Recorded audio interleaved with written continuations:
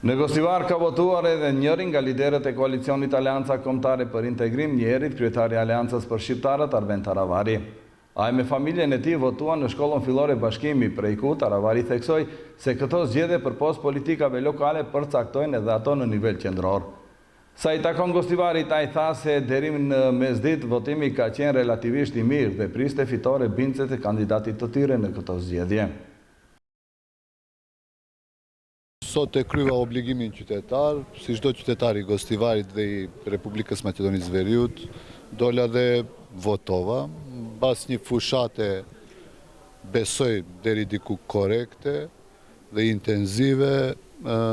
Sot të gjithë duhet ta shfrytëzojmë rastin që ta themi atë si mendojmë për politikat komunale, po edhe për politikat në nivel qendror, sepse këto zgjedhje janë shumë më shumë se sa zgjedhje lokale.